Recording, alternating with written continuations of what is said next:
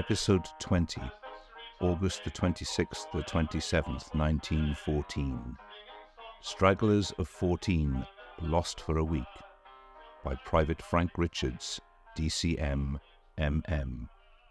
Read by Dr. Jonathan Hicks.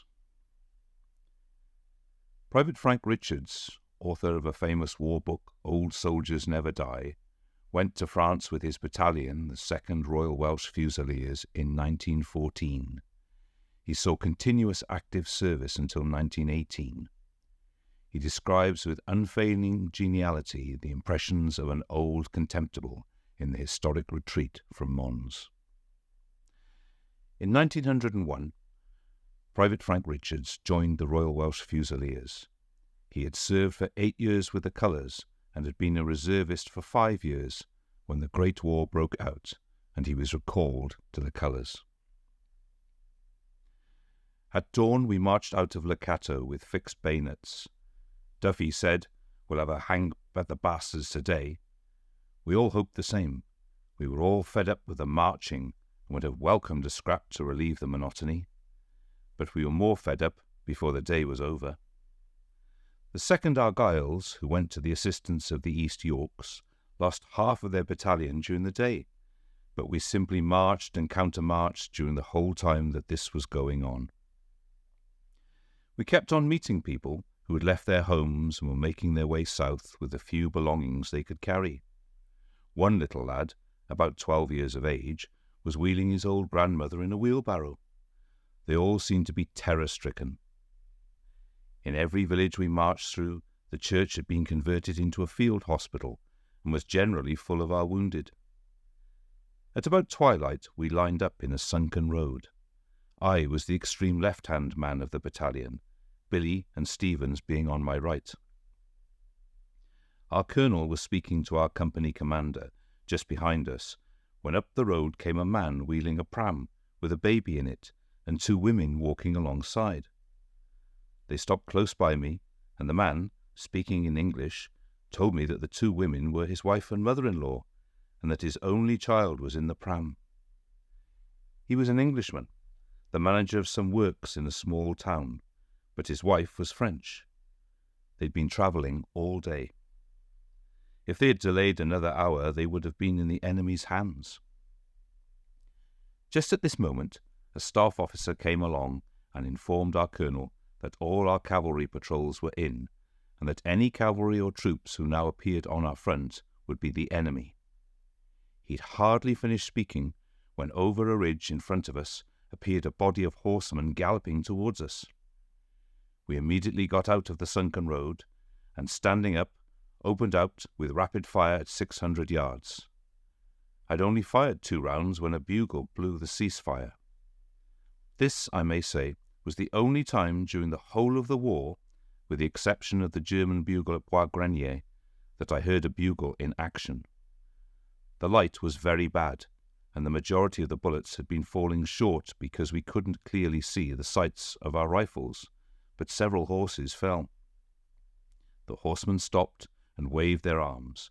We'd been firing on our own cavalry, who, I was told later, belonged to the 19th Hussars.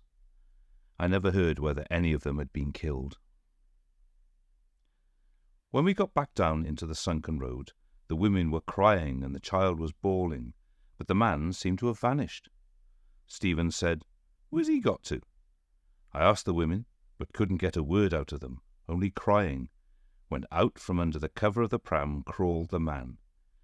He commenced to storm and rave and wanted to know what we'd meant by all that firing which had terrified his wife and child. He didn't say a word about his mother-in-law. He said that he would report us. Billy got hold of him and said, "Call yourself an Englishman? What the hell do you reckon you were going to do under that pram? For 2 pins I'd bayonet you, you bloody swine." "Fall in," came the order, and we were on the march again. It was now dusk, and I expect that the family fell into the hands of the enemy during the night. We retired all night, with fixed bayonets, many sleeping as they were marching along.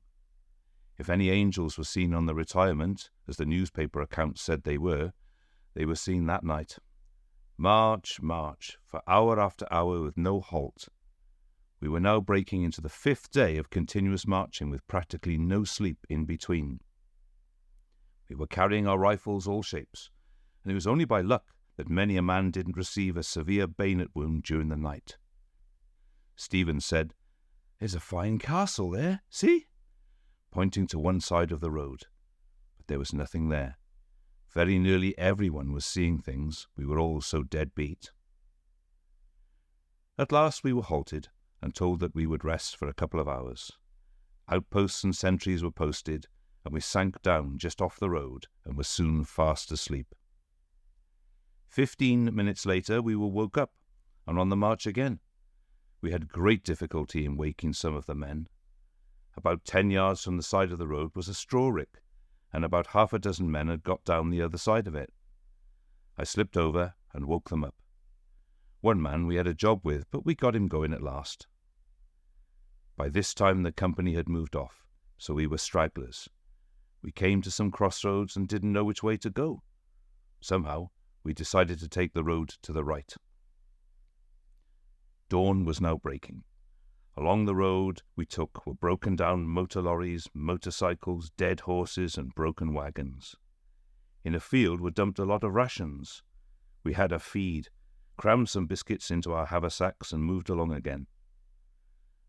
After a few minutes, by picking up more stragglers, we were 20 strong, men of 7 different battalions. I inquired if anyone had seen the 2nd Royal Welch Fusiliers, but nobody had. By the time that it was full daylight, there were 35 of us marching along, including 2 sergeants. We got into a small village. I had long since lost interest in the names of the places we came to, so I don't know where it was, where we met a staff officer who took charge of us. He marched us out of the village and up a hill and told us to extend ourselves in skirmishing order at 2 paces intervals and lie down, and be prepared to stop an attack at any moment. About 500 yards in front of us was a wood, and the attack would come from that direction. The enemy commenced shelling our position, but the shells were falling about 15 yards short. The man on my left was sleeping. He was so dead beat that the shelling didn't worry him in the least, and the majority of us were not much better. We lay there for about half an hour, but saw no signs of the enemy. The staff officer then lined us up and told us to attach ourselves to the first battalion we came across. I had to shake and thump the man on my left before I could wake him up. We marched off again and came across lots of people who had left their homes. 4 ladies in an open carriage insisted on getting out to let some of our crippled and deadbeat men have a ride. We packed as many as we could into the carriage and moved along, the ladies marching with us. Late in the afternoon we took leave of the ladies. The men who had been riding had had a good day's rest and sleep. If the ladies had all our wishes, they would be riding in a Rolls-Royce for the rest of their lives. During the evening, when passing through a village, I got news that the battalion had passed through it an hour before. I and a man named Rhodes decided to leave the band and try to catch them.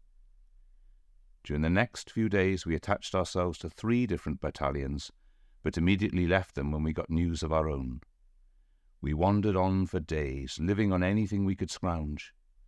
It seemed to us that trying to find the battalion was like trying to chase a will-o'-the-wisp. But we were going the right way. All roads seemed to lead to Paris.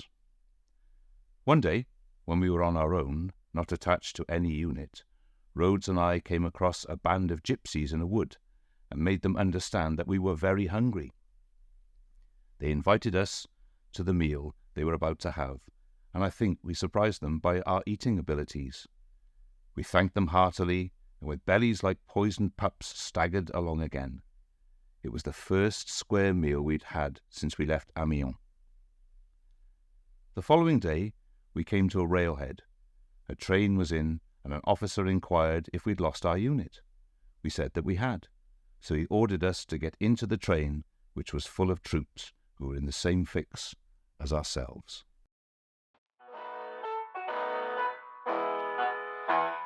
I'll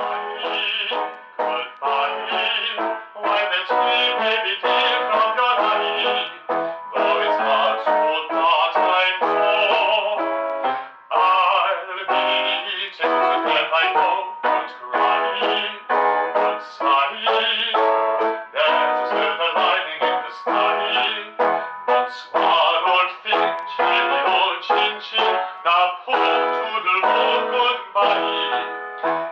have learned